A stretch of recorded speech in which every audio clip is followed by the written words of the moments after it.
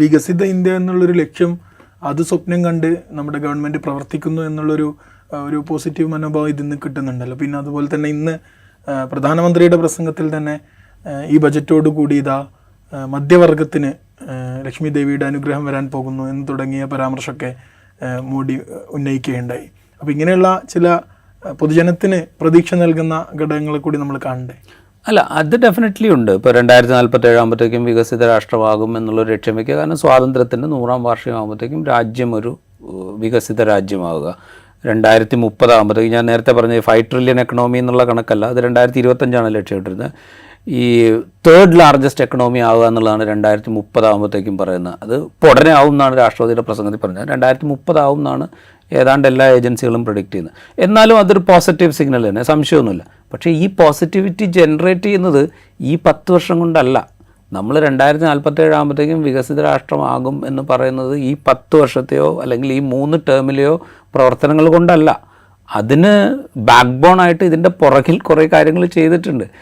ഇപ്പോൾ എന്താ പറയുക, നമ്മൾ ഈ കമ്മ്യൂണിക്കേഷൻ വലിയ തോതിൽ വ്യാപിച്ചു, ഭയങ്കരമായിട്ട് നമ്മളുടെ നെറ്റ്വർക്കിംഗ് വിപുലപ്പെട്ടു, നമ്മളുടെ കമ്മ്യൂണിക്കേഷൻ വളരെ ഫാസ്റ്റായി, നമ്മളിതാ 4Gയിലേക്ക് പോയി, 5Gയിലേക്ക് പോയി, 6Gയിലേക്ക് പോയി എന്നൊക്കെ പറയുമ്പോൾ ഇതിന് ബേസ്മെൻ്റ് ഇട്ടത്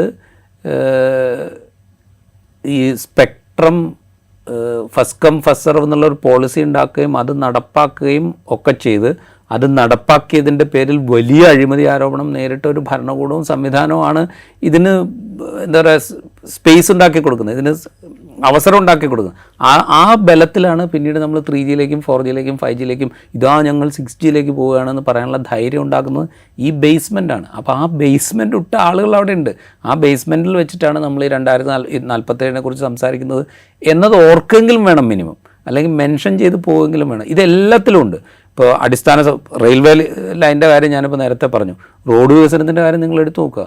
അതിന് ഏത് വിധത്തിൽ, അപ്പോൾ റോഡ് വികസനത്തിൻ്റെ പ്രധാനപ്പെട്ട പ്രശ്നം എന്തായിരുന്നു? ഭൂമി ഏറ്റെടുക്കുന്നത് സംബന്ധിച്ചുള്ള പ്രയാസങ്ങളായിരുന്നു ഏറ്റവും പ്രധാനപ്പെട്ട പ്രശ്നം. ഈ എന്താ പറയുക, നമുക്ക് ഭൂമി ഏറ്റെടുത്താലല്ലേ റോഡ് ഡെവലപ്പ് ചെയ്യാൻ പറ്റുള്ളൂ. പലയിടത്തും സമരങ്ങൾ, കോർട്ട് കേസുകളൊക്കെ. കാരണം വെച്ചാൽ വില കിട്ടുന്നില്ല വിട്ടുകൊടുക്കുന്ന ആളുകൾക്ക്. അതിന് വ്യവസ്ഥ ഉണ്ടാക്കിയത് ഒന്നാം UPA സർക്കാരിൻ്റെ കാലത്താണോ 2ാം UPA സർക്കാരിൻ്റെ കാലത്താണോ എന്ന് എനിക്കറിയില്ല. ഭൂമി ഏറ്റെടുക്കുന്നതിന് നഗരങ്ങളിലാണെങ്കിൽ വിലയുടെ 2 ഇരട്ടി, ഗ്രാമങ്ങളിലാണെങ്കിൽ വിലയുടെ 4 ഇരട്ടി കോമ്പൻസേഷൻ കൊടുത്തുകൊണ്ട് ഭൂമി ഏറ്റെടുക്കണം എന്ന് നിയമപ്രകാരം വ്യവസ്ഥ ചെയ്തത് 1ാം UPA സർക്കാരിൻ്റെ കാലത്തോ 2ാം UPA സർക്കാരിൻ്റെ കാലത്തുമാണ്. അപ്പോഴാണ് ആളുകൾ ഭൂമി വിട്ടുകൊടുക്കാൻ സന്നദ്ധരാകുന്നത്. കാരണം വെച്ചാൽ അവർക്ക് കൂടുതൽ പൈസ കിട്ടുമെന്നുള്ളതുകൊണ്ട് ഭൂമി വിട്ടുകൊടുക്കാൻ സന്നദ്ധ. അതിൻ്റെ പുറത്താണ് നിങ്ങൾ റോഡ് ഉണ്ടാക്കുന്നത്. അപ്പോൾ അതിൻ്റെ ബേസ്മെൻ്റ് എന്ന് പറയുന്നത് ഈ നിയമത്തിൽ വന്ന പരിഷ്കാരമാണ്. അത് നിങ്ങൾ കാണാതെ ഇതാ ഞങ്ങൾ റോഡുണ്ടാക്കി എന്ന് പറയുന്നതിൽ ഒരർത്ഥമില്ല.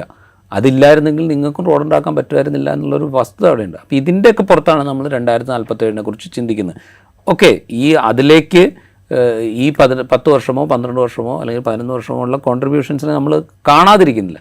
പക്ഷേ ആ കോൺട്രിബ്യൂഷന് ബലം നൽകുന്നത് പഴയ കാലമാണ് എന്നുള്ളൊരു ഓർമ്മ വേണം. അതുകൊണ്ട് ഈ പ്രതീക്ഷ നല്ലത് തന്നെ, 2047 ആകുമ്പോഴത്തേക്കും വികസിത ഭാരതമാകുക എന്നുള്ള പ്രതീക്ഷ നല്ലത് തന്നെ.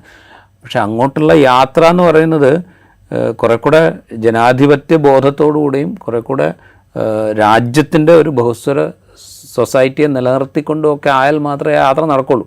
അല്ലാതെ നിങ്ങൾ എന്താ പറയുക, എല്ലാം വൺ നേഷൻ വൺ ഇലക്ഷൻ എന്ന് പറയുന്നവരെ എല്ലാം ഒരേ ധ്രുവത്തിൽ സഞ്ചരിക്കുന്ന ഒരു മതത്തിലധിഷ്ഠിതമായ ഒരു ബഹുസ്വര സൊസൈറ്റിയെ മുഴുവൻ തള്ളിക്കളഞ്ഞുകൊണ്ടുള്ള രീതിയിലാണ് നിങ്ങൾ യാത്ര ചെയ്യുന്നതെങ്കിൽ 2047 വികസിത രാഷ്ട്രമാകും എന്നൊന്നും ചിന്തിക്കുന്നതിൽ അർത്ഥമില്ല. കാരണം അതാണ് കഴിഞ്ഞതിൻ്റെ 9 വർഷം മറ്റോ ആ ബാംഗ്ലൂരിലുള്ള ഇൻഡസ്ട്രിയൽ വ്യവസായ പ്രമുഖ, അവരുടെ പേര് ഞാൻ മറന്നു, കിരൺ മസുംദാർ എന്ന് മറ്റോ ആണ് അവരുടെ പേര്. അവർ പറഞ്ഞ് നിങ്ങളിങ്ങനെ ലഹള ഉണ്ടാക്കി നടന്നു കഴിഞ്ഞാൽ ഇവിടെ വികസനം വരില്ല, അല്ലെങ്കിൽ ഇവിടെ ഇൻവെസ്റ്റ്മെൻറ്റ് വരില്ല എന്ന് പറഞ്ഞതിൻ്റെ പ്രധാനപ്പെട്ട കാര്യം അതാ. ഇപ്പോൾ പോലും എക്കണോമിക് റിവ്യൂ ചൂണ്ടിക്കാണിക്കുന്നൊരു കാര്യം ഇന്ത്യയിലേക്കുള്ള ഇൻവെസ്റ്റ്മെൻറ്റ്സ് കുറഞ്ഞുകൊണ്ടിരിക്കുന്നു എന്നാണ്. അതുകൊണ്ടാണ് ഇന്ത്യയിലെ ഗ്രോത്ത് റേറ്റ് എപ്പോഴും 6.3, 6.7 ആയിട്ട് നിൽക്കുന്നത്. അപ്പോൾ ആ പ്രശ്നം അവിടെ ഉണ്ട്. അത് അഡ്രസ്സ് ചെയ്യാത്രത്തോളം കാലം നമുക്ക് സ്വപ്നം കാണാം, അത് പോസിറ്റീവാണെന്ന് പറയുകയും ചെയ്യാം. പക്ഷേ അത് എത്തുമല്ലോ എന്നുള്ളത് കാത്തിരുന്ന് കാണേണ്ട കാര്യം.